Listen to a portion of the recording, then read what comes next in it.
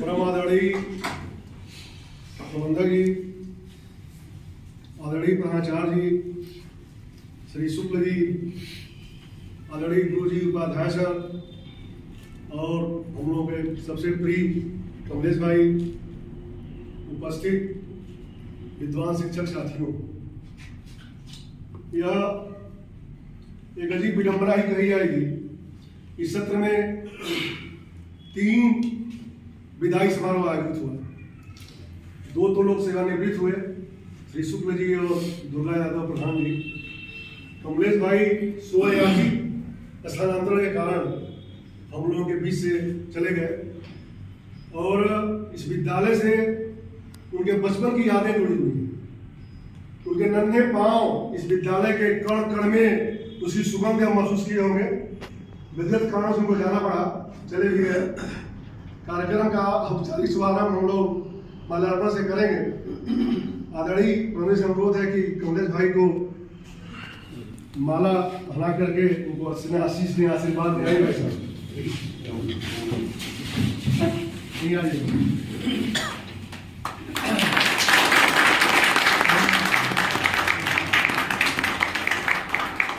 श्री प्रधानाचार्य जी,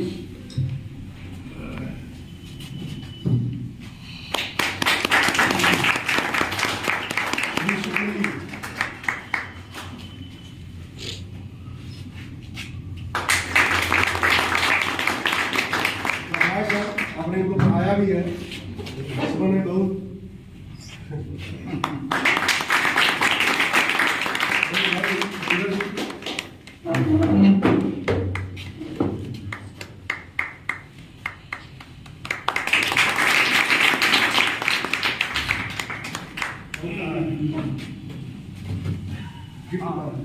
भैया हाँ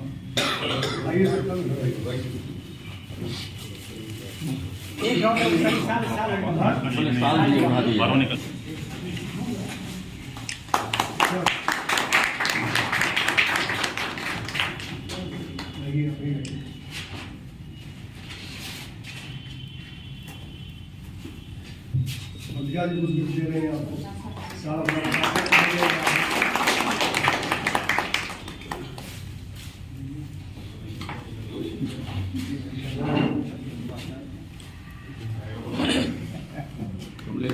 भैया तरफ से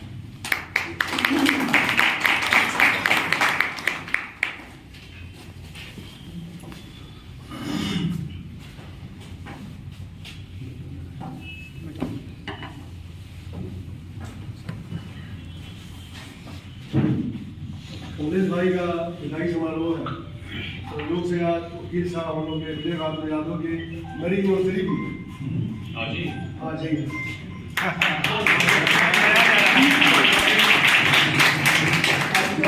लोग आपके साथ है। एक माला बनता है, एक सुखानुभूत भी साथ में उनको भी लाना चाहिए।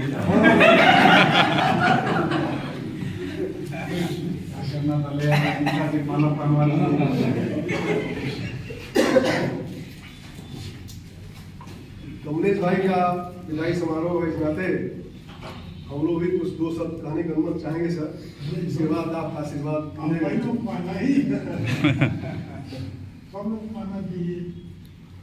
आज बड़ा भावुक पल है और स्वर और व्यंजन आसने पड़ रहे हैं।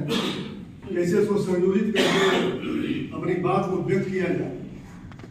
जीवन में कब कहाँ कौन किससे जुड़ जाए यह कहा नहीं जा सकता। उसमें भी यदि विनम्रता समाहित हो जाए तो सोने पे सुगंध कैसे चमकती है। कमलेश भाई मिलत एक दारू बिछड़त एक दारू दुख दीनी, दारू दुख दीनी मिलत एक प्राण हरलीनी। गोस्वामी जी ने कहा है। उसी मापदंड पर आपकी मित्रता खरी चल रही है, चल रही थी, चलेगी भी। एक मित्र के जितने गुण होने चाहिए सभी आप में विद्यमान थे, विद्यमान है भी। खुद का हमने बोल दिया। वीर धर्म मित्र नारी पद काल पद की ऊंचाई, अब सभी मापदंडों पर खड़े उतरते थे। हमारी लड़की इंटरमीडिएट कोर्स में पढ़ रही थी, एक भांजी भी इस समय पढ़ रही है, पुराने लोग जान रहे हैं, नए वाले भी नहीं देखे उसको। इमरजेंसी काल में जब कोई आवश्यकता पड़े तो नवनीत मन छोटे भाई के पास किसके पास और फोन करना है, उसमें कमलेश जी का नंबर, उसके बाद सेव था उनके फोन में। इसी से उनकी प्रासंगिकता, सब गुण होते हुए भी एक ही कमी थी, समयबद्धता की। लेकिन इनकी सहजता ऐसी थी कि प्राचार्य साहब अपने दायित्वों का निर्वहन करते हुए भी 12-13 साल के अवधि में कुछ कहे नहीं। लेकिन पुरानी सभी स्मृतियां इस समय मानस पटल पर घूम रही हैं, क्या क्या याद किया जाए।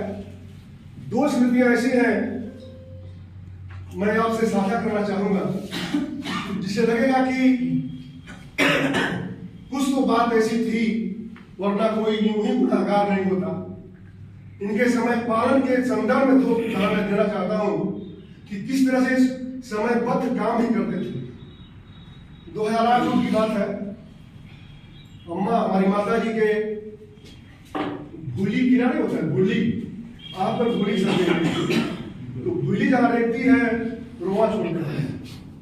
बड़ी तकलीफ दिखाई पे लाभ नहीं हुआ, हमने भाई से कहा थोड़ा सा नौजूद वगैरह का नंबर आप लगा दीजिएगा, आपके नजदीक पड़ेगा, उसको दिखाना है। तो क्या ठीक है, लगा देंगे। तो हमें लगा कि भाई आराम से अपना जाएंगे, 10-11 बजे लगेगा, तो हम घर से जल्दी निकलते।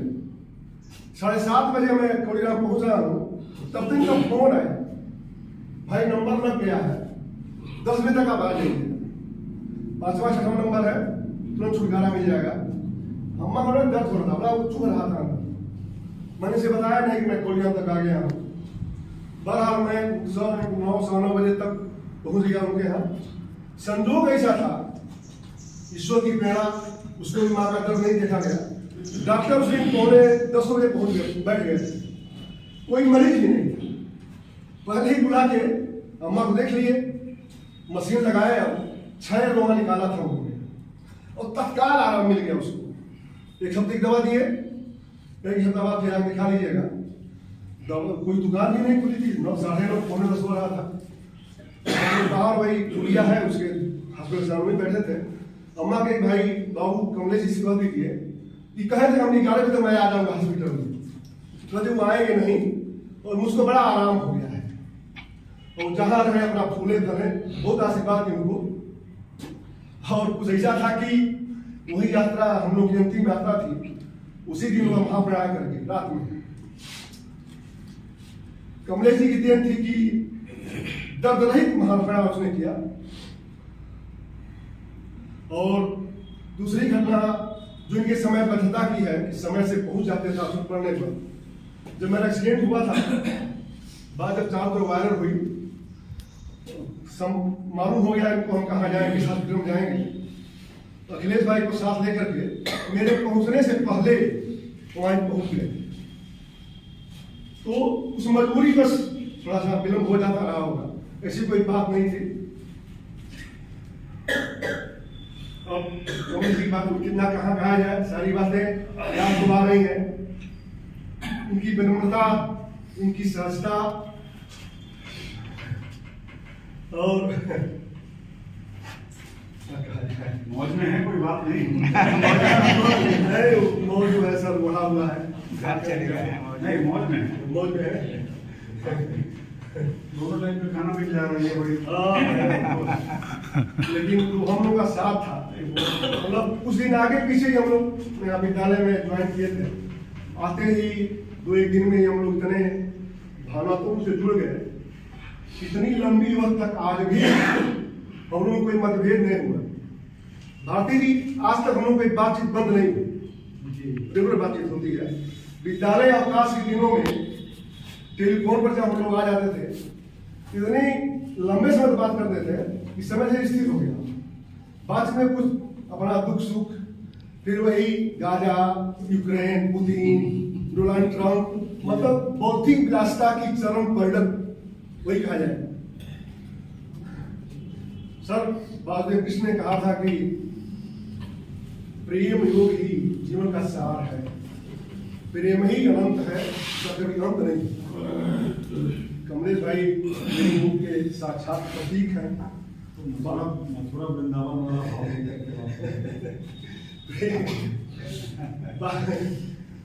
उन्होंने अपने जीवन में दिखाया सर, उनका जो सारथी था दारू, जो उनका रथ हाँकता था, सारथी को भी सर बंधु सखा भाई कहते थे।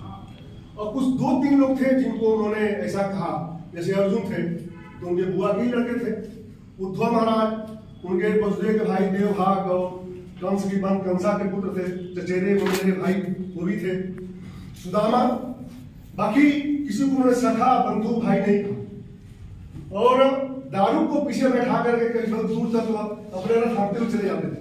यही प्रेम लोग, इसे प्रेम करिए, भरपूर प्रेम करिए। लोग देख कर आश्चर्यचकित हो जाते थे, अरे द्वारिकाधीश रथ हाँक रहे हैं। उन्होंने यह भी कहा कि प्रेम का कभी अंत नहीं है, द्वेष का अंत होता है। जब कोई व्यक्ति किसी व्यक्ति से द्वेष करता है तो अगर अगला व्यक्ति खत्म हो जाएगा तो द्वेष समाप्त हो जाता है। एक राष्ट्र दूसरे राष्ट्र के साथ जब द्वेष करता है तो दूसरे राष्ट्र के खत्म होने के साथ ही द्वेष समाप्त हो जाता है। लेकिन प्रेम में यह नियम लागू नहीं होता, प्रेम कभी समाप्त नहीं होता है। यह जीवन की अंतहीन यात्रा में सहयोग लेना यही जीवन का मूल तत्व है, यही जीवन का सार है। जब इसके विपरीत कोई परिस्थिति आती है तो वह देश और समाज के लिए सर हानिकारक होती है। मैं ही यह करतूं, मैं ही करतूं, मैं ही करता हूं, मैं ही नहीं करने वाला हूं, पृथ्वी मेरे ही कारण परिभ्रमण कर रही है, सूर्य और चंद्रमा मेरे ही कारण प्रकाशित हो रहे हैं। जब यह भावना आती है तो वह ऐसे लोग सामान्य मानव मन से हजारों किलोमीटर दूर चले जाते हैं। हम कितने भी शक्तिशाली हो जाए, मेरी सोच कितनी भी शक्तिशाली हो जाए, मेरी सोच से सोचने मात्र से ही सृष्टि का लय और प्रलय हो जाए, तब भी हम लोग एक रक्त का निर्माण नहीं कर सकते। अन्न और तृण से, अन्न और घास से एक माँ के स्तन में दूध और गौ माता के थन में दूध कैसे आ जाता है, हमें उसको डिफाइन नहीं कर सकते। वह वात्सल्य प्रेम है सर, वात्सल्य प्रेम ही अन्न और तृण को दूध में परिवर्तित कर देता है। तो हमें आपसी प्रेम बनाए रखना चाहिए। कमलेश भाई, आप जहां भी रहें इसी प्रेम भाव के साथ रहेंगे, आपका मार्ग निष्कंटक होगा, सुवासित सुशोभित होगा। और अब तो शहर में चले गए, घर के निकट चले गए आप, लेकिन दुनिया के किसी भी कोने में चले जाइए, गोरखपुर से अच्छे रेस्टोरेंट में भोजन कर लीजिए, नाश्ता कर लीजिए, लेकिन जो सोधी महक इस विद्यालय की भूमि की है वो कहीं नहीं मिली। या परवश, जैसे हम लोग बचपन से जुड़े हुए हैं, यही हम लोगों ने अध्ययन किया, बस हमको आकर्षित करती है। जैसे छुट्टी के दिन हम लोग आकर तो तब तक खेताहू का ध्यान हो गया, तो सर गेट बंद रहता है, मतलब हम लोग बाहर से गेट देख के चले जाते हैं। वही चौराहे पर से छुट्टियों में मान लिया गए, इतना लगाव गेट देख चले जाते हैं। तो यह लगाव, यह सुगंध कहीं मिलेगी नहीं। जो सोधी महक आपको रामा के पेड़ा, पवन की चाय और मिठाई के छोले की मिलेगी, कहीं मिल नहीं सकती। भाई, अगर आपकी जब भी इच्छा हो पेड़ा खाने की, छोला खाने की, पवन का चाय पीने की, यह विद्यालय परिवार पूरी तरह आपके स्वागत में सदर है। आप कभी आ सकते हैं। और ज्यादा कुछ बोलने की स्थिति में है नहीं।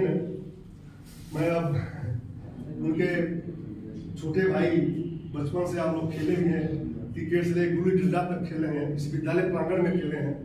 अवकाश के दिनों में उनके घर चले जाते थे, गिरीश भाई घर चले जाते थे, कमलेश जी पूरे परिवार साथ चले जाते थे लोग। तो गिरीश भाई से चाहूंगा कि दो सब सुंदरता की याद में क्या बोल नहीं पाएंगे। आदरणीय पिता प्रबंधक जी,